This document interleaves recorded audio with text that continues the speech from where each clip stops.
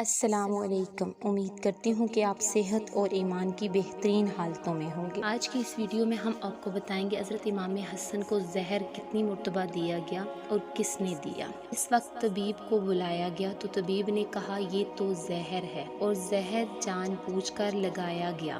بہرحال امام کو شفا بھی ہوئی اور مدینہ آئے، اور اب کی مرتبہ جو تیسری بار زہر دیا گیا وہ ہیرے کو پیس کر امام حسن علیہ السلام کے مشکیزے کے اندر ڈال دیا گیا۔ امام حسن رضی اللہ تعالیٰ عنہ 27 صفر کی رات سوئے ہوئے تھے۔ اچانک نیند سے بیدار ہوئے۔ حضرت زینب رضی اللہ تعالیٰ عنہ عبادت میں مصروف تھی۔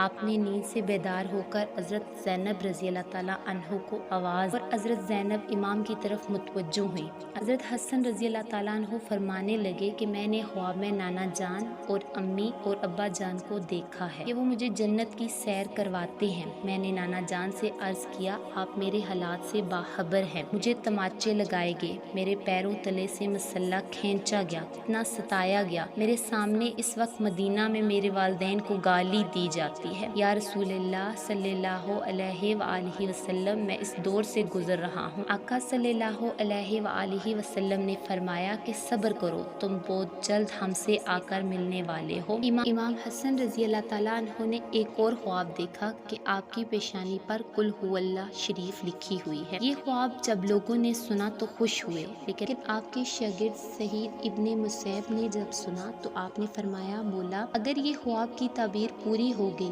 تو سمجھ لیجئے آپ بہت جلد دنیا سے جانے والے ہیں، ہی دن بچے ہیں۔ یہ خواب تو تھا ہی، سب لرزے ہوئے تھے، اس خواب نے اور لرزا دیا۔ امام حسن رضی اللہ تعالیٰ عنہ نے کہا، بہن میں نے خواب دیکھا ہے۔ حضرت زینب نے پوچھا یہ کیسا خواب ہے؟ امام نے مشکیزہ لانے کا کہا، اور مشکیزے سے جب پانی پیا تو مشکیزے میں موجود جو ہیرا پیس کر ڈالا گیا تھا وہ آپ کے پیٹ میں چلا گیا۔ روایات میں آتا ہے، مؤرخین لکھتے ہیں کہ آپ کے کلیجے کے 72 ٹکڑے ہوئے، بعض نے لکھا کہ 80 ٹکڑے ہوئے، بعض نے لکھا کہ آپ کی آنتوں اور کلیجے کے 100 سے زیادہ ٹکڑے ہوئے۔ جب آپ کہہ کرتے تو وہ ٹکڑے ہو کر گرتے۔ سوچے ذرا یہ ہیرا کیا ہوتا ہے، اس کو کانچ پر جلایا جائے تو کانچ کٹ جاتا ہے۔ یزید صرف قاتل حسین رضی اللہ تعالیٰ عنہ ہی نہیں ہے بلکہ قاتل حسن رضی اللہ تعالیٰ عنہ بھی ہے، پر اس پر تو سب اتفاق کرتے ہیں کہ سازش یزید کی تھی، لیکن زہر دیا کس نے، اس پر تاریخ خاموش ہے۔ حضرت مولانا حسن بریلوی نے ایک عورت کا نام لکھا، لیکن مفتی جلال الدین اس پر خاموش رہنے کا حکم دیتے ہیں۔ مؤرخین اس میں اتنے الجھے ہوئے ہیں کہ کوئی واضح موقف پیش نہیں کیا جاتا۔ ان پڑھے لکھے لوگ ہیں، ان کے لیے ایک بات ہے کہ زہر دینے والا کون ہے۔ جس وقت ٹکڑے ہو کر گرنے لگے، حسین رضی اللہ تعالیٰ عنہ کو بلانے کا حکم دیا تاکہ کچھ نصیحتیں کر دوں۔ حضرت حسین رضی اللہ تعالیٰ عنہ آئے اور حالت دیکھ کر گلے مل کر خوب روئے۔ بھائی بتاؤ آپ کو زہر کس نے دیا؟ اس لیے کہ سید الصابرین کا نواسہ ہے۔ بھائی مجھے جس پر شک ہے اگر وہی ہے تو اللہ بہترین انتقام لینے والا ہے، اور شک کی بنیاد پر کسی کو قتل نہیں کیا جا سکتا۔ اللہ بہترین انتقام لینے والا ہے۔ جب حضرت حسن نے حضرت امام حسین کو بتایا کہ قاتل کون ہے تو حتمی طور پر کسی کے بارے میں یہ فیصلہ کر دینا کہ فلاں قاتل ہے، سمجھتا ہوں کہ یہ زیادہ مناسب نظر نہیں آیا۔ بہرحال جب صبح ہوئی اور لوگ جمع ہونے لگے تو اس وقت امام حسن نے کہا، حسین میرا چہرہ کیسا نظر آ رہا ہے؟ امام حسین رضی اللہ تعالیٰ عنہ نے روتے ہوئے فرمایا، آپ کا چہرہ ہرا ہو گیا ہے۔ مسکرا کر فرمایا، اس تکلیف میں مسکرایا ہے حسن جس تکلیف میں لوگ ساری خوشیاں لوگوں کی چھن جاتی۔ حسن مجتبی نے جب سنا کہ میرا چہرہ ہرا ہو گیا ہے تو فرمایا، حسین یاد ہے نانا کی حدیث معراج مکمل ہو گئی ہے؟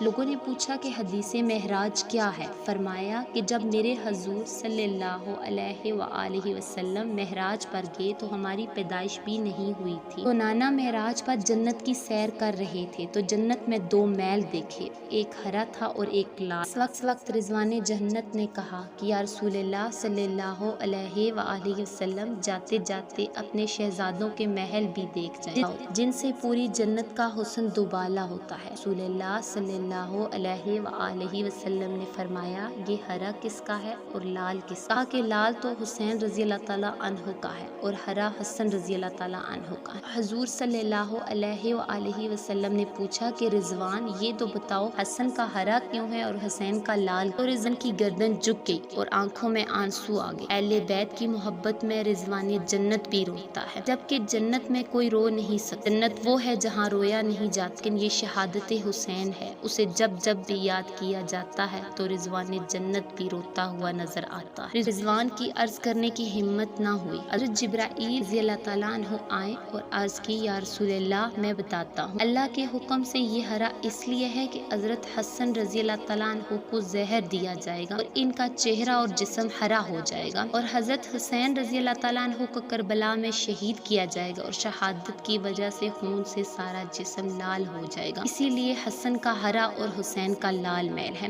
رسول اللہ صلی اللہ علیہ وآلہ وسلم کی یہ حدیث معراج پوری ہو رہی ہے۔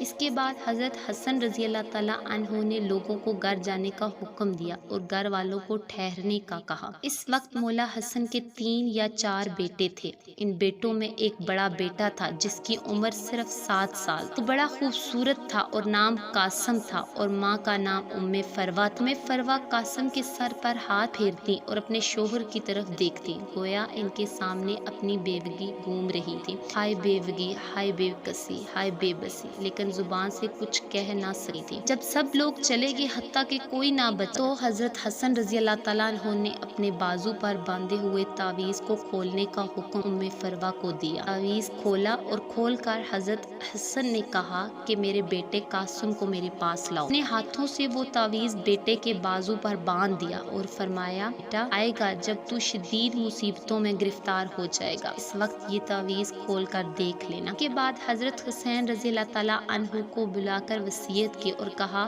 صبر سے کام لینا، اور میری تمنا ہے کہ جس وقت میرا جنازہ اٹھے تو مجھے نانا کے قدموں میں دفن کر دینا، میں نانا کے قدموں میں دفن ہونا چاہتا ہوں۔ امام علی مقام 28 صفر کو ایک روایات کے مطابق 29 صفر کو اور ایک روایات کے مطابق 5 ربیع الاول کو شہید ہو گئے۔ اسی طرح سے آپ کا پورا جسم ہرا ہو چکا تھا اور اندر کی آنتوں کے ٹکڑے کہہ کے صورت میں باہر گرے ہوئے تھے۔ حضرت حسن رضی اللہ تعالیٰ عنہ کی شہادت ہوئی تو آپ کی تدفین کے لیے جنازہ اٹھایا گیا، لیکن یہ بھی تاریخ کا بدترین باب ہے کہ جب جنازہ باہر لے کر آئے رسول اللہ صلی اللہ علیہ وآلہ وسلم کے روضہ مبارک میں حضرت حسن رضی اللہ تعالیٰ عنہ کو دفن کرنا چاہتے تھے۔ بنو امیہ کے وہ غلیظ جسے دنیا مروان کہتی ہے، بدترین آدمی جس پر میرے آقا نے لعنت کی ہے، اس نے کہا کہ میں ان کو دفن نہیں ہونے دوں گا۔ امام حسین رضی اللہ تعالیٰ عنہ نے کہا کہ میرے بھائی کی وصیت ہے میں دفن کروں گا، یہاں تک کہ مؤخرین نے لکھا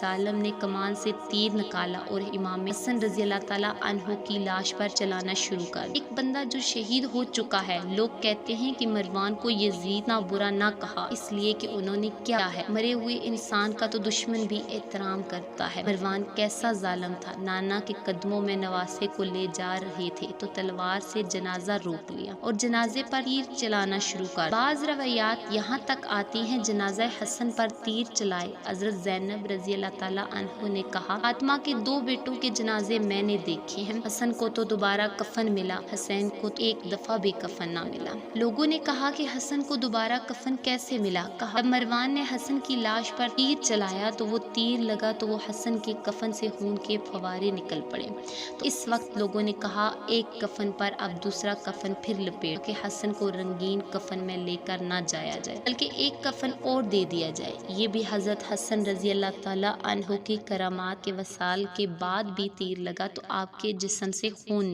نکلا۔ کسی نے امام حسین رضی اللہ تعالیٰ عنہ سے کہا شہزادہ حسن رضی اللہ تعالیٰ عنہ کی یہ وصیت ہے مجھے رسول اللہ صلی اللہ علیہ وآلہ وسلم کے قدموں میں دفن کریں، لیکن انہوں نے یہ بھی کہا تھا کہ اگر مروان آڑے آئے تو مجھے امی جان کے قدموں میں دفن کر دینا، آپ اس پر بھی عمل کر سکتے ہیں۔ پھر امام حسن رضی اللہ تعالیٰ عنہ کو حضرت فاطمہ رضی اللہ تعالیٰ عنہ کے قدموں میں دفن کر